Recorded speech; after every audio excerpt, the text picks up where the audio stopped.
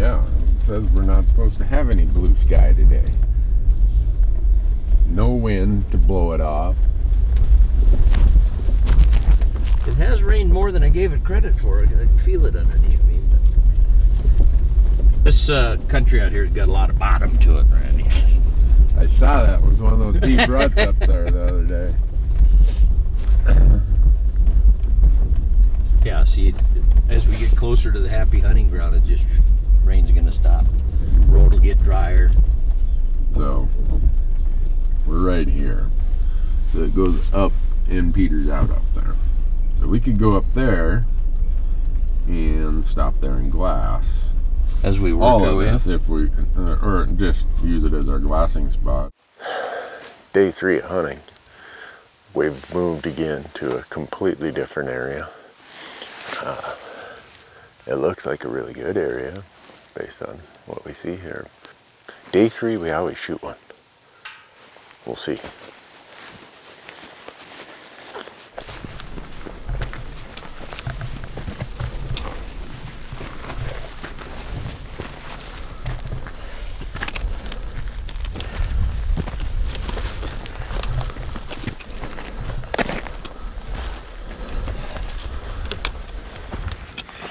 Gotta get to the top of the ridge. Looks like the rain might let up. Could make for a good day.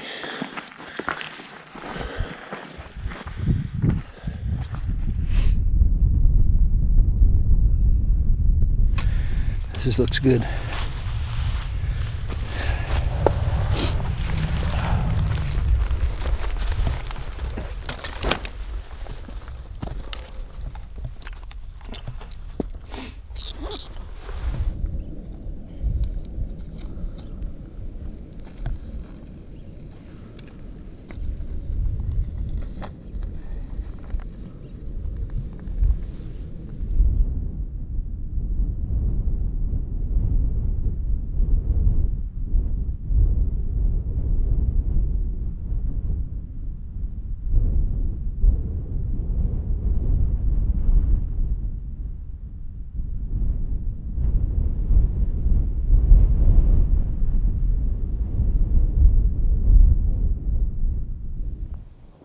Like an old burro trail that goes across that hill over there.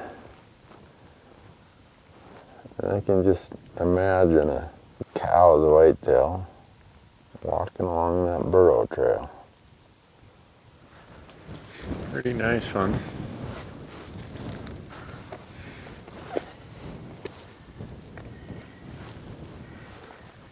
Excellent. So the big valley out there, and then so that knob right there, right where the white clouds cut across, there's a rock there. Yeah. Just down from that. Okay. Facing straight away from us. Excellent. Wouldn't you know, I'd find him on the highest knob, the furthest away. I wasn't gonna comment on that. Remember, I was fearful of that. That was one of those places Walt Pritchard would have said, "Don't look there." Yeah, he'd have said, "You did exactly what I feared." Now I can see him. In full fledged, yeah, he's a 3x3, about this wide. He's about like that. You wouldn't want to walk way over there for that one. Not very thick or very heavy. Yeah, you wouldn't want to walk all the way over for that. It's 2:30 on the 3rd day. That means it's halftime. Means they have this afternoon and 2 more days. And we better start turning up more bucks than what we've turned up the first 2.5 days. But I guess some of the value of showing you an episode like this is to show that it's just how hunting is, right? You go to a place you've never been to, you're hunting a species you've never taken before, and you just got to grind it out. I don't know. I mean, I know what else to do other than sit here and glass and glass and glass.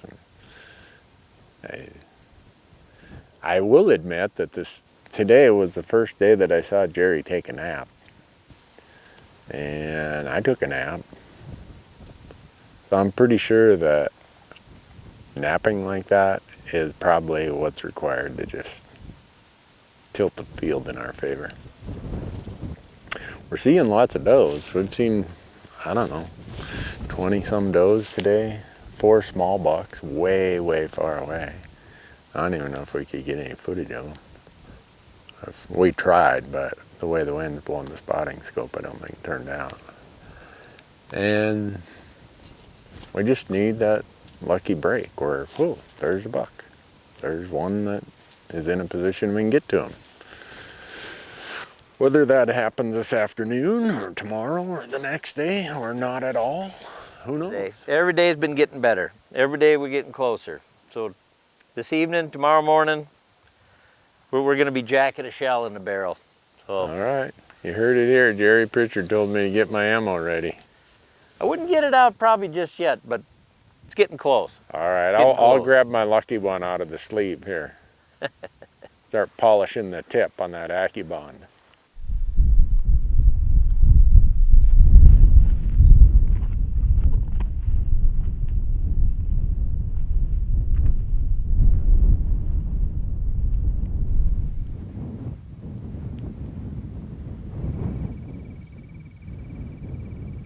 How many more you see?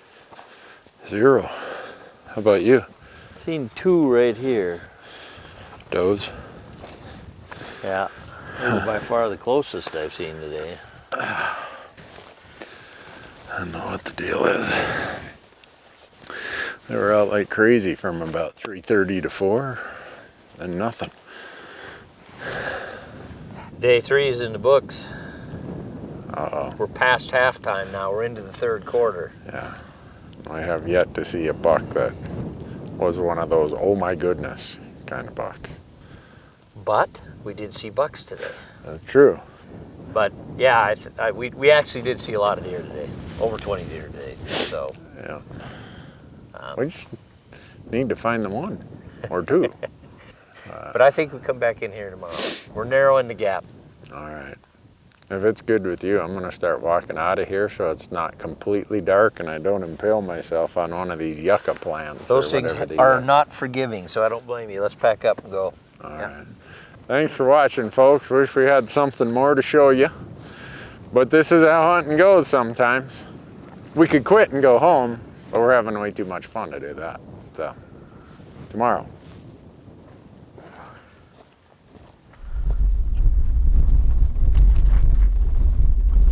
Well, folks, 'tis the morning of day 4, and we're gonna march up the hill, get up there, start glassing before the sun clears those clouds.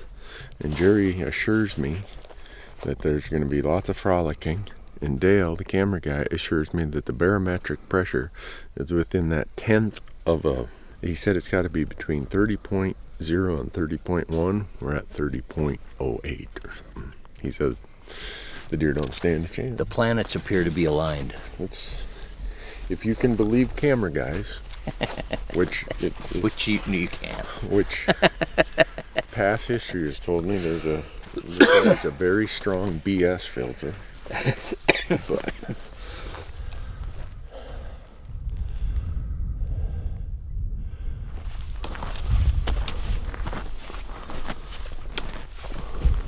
really 2 theories on how to do this. There's 2 deer right there.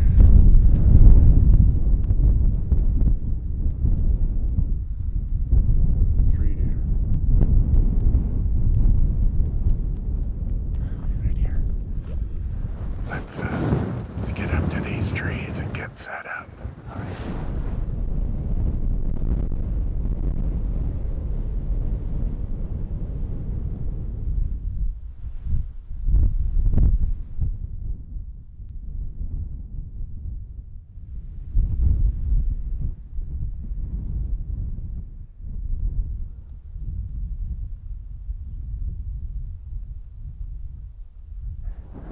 Jerry.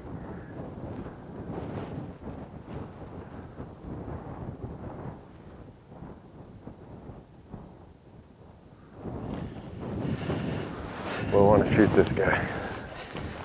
Where's he at, Jim? So, you see this dead snag here? Yep. Up there, there's like a purple face. Yep. He's walking across that. Right to left. You gotta watch where he goes in bed. Is he one you'd shoot? Oh yeah. So here's what we're gonna do. You're gonna go shoot him. By God, Randy, the other one down here lower might be as big as that one. Oh, really? Well, then we better go kill it. Maybe we ought to look at this. Randy, come over here and look at this one below. This one here is a little handier. They're both nibbling on the same tree.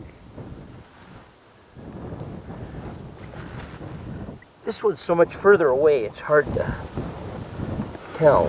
Yeah. I think the one on the left for sure is a 3. It might be a 4. Definitely the bigger of the two.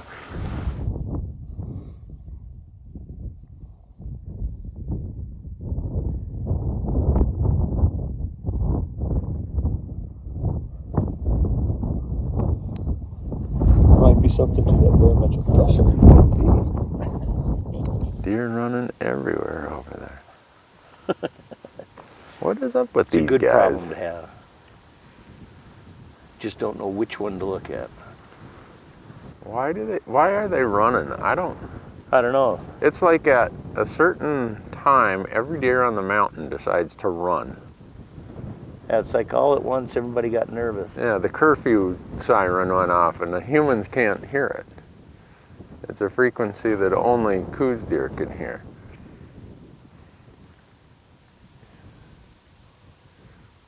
He runs much further, I'll need a California tag. What's interesting is 2 mornings in a row we've caught them down low in the first half hour or so. Then they head up higher. Well, there's a lot of deer out this morning. There sure is.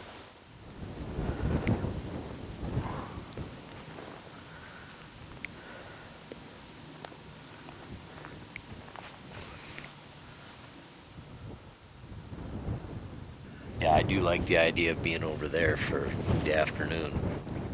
Okay. We'll do that.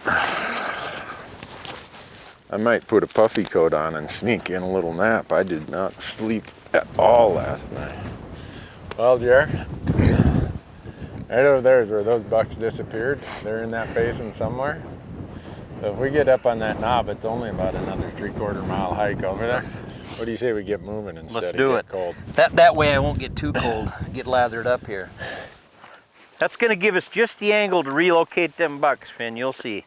I'm sure we're gonna find them in there.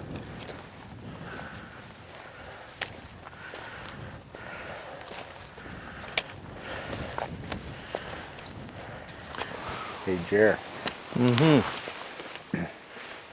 I got my Onyx layer on, and I put the big buck layer on. It says right over there. Over there? Over there. As in the far mountain? Yeah.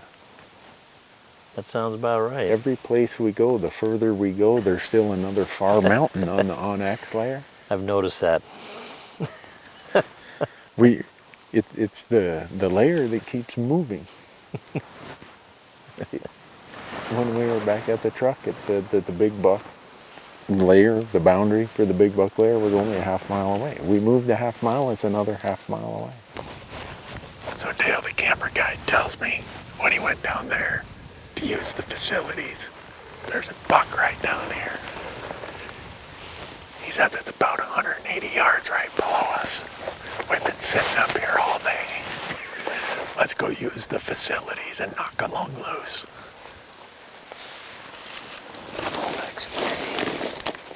He's right here.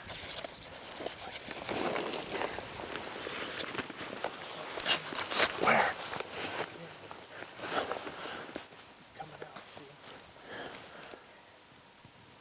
Yeah.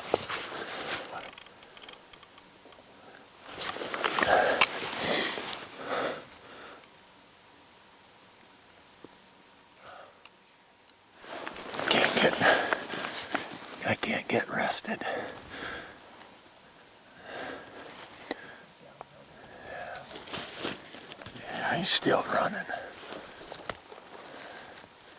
I know, he's 470 and he's facing straight away.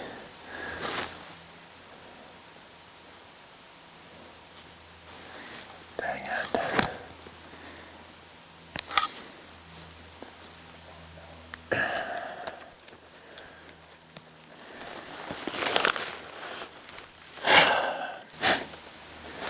Had a nice buck right out here, right here at 150 yards.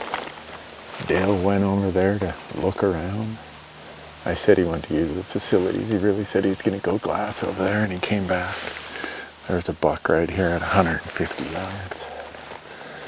And he took off down and up. And he stopped out there at 340, but he was facing straight away. Hunting. Days of boredom interrupted by a minute of excitement, or chaos. Dang it, dang it, dang it. Dang it. That was bad luck. Yeah. To sit here for 3 hours and not know that we have a shooter buck 150 yards away. Yeah. That's really bad luck. Yeah. Oh well. We got an hour left. Just gotta find one again. Day 4 in the books. Got 1 day left. But each day has gotten better. Tomorrow's going to be the day. Today. Right. $7 today.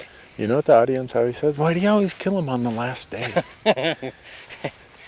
Well, I don't know about the audience, but it ain't because we want to go wait till the 5th day. I'd have been more than happy to be done on first hour of the first day, probably. But Yeah. But I think we're learning a lot. we are. Or I feel like I am. You've done this before. I've not. Well, folks, that's it from the Coues Hills of day 4 in Arizona. Thanks for hanging out with us this long. It'll happen tomorrow. There you go. You heard it from right there, Mr. J.W. Pritchard. It came close today. The shell was in the barrel. If Jerry Pritchard says so, you can take that to the bank. There we go. Thanks for watching.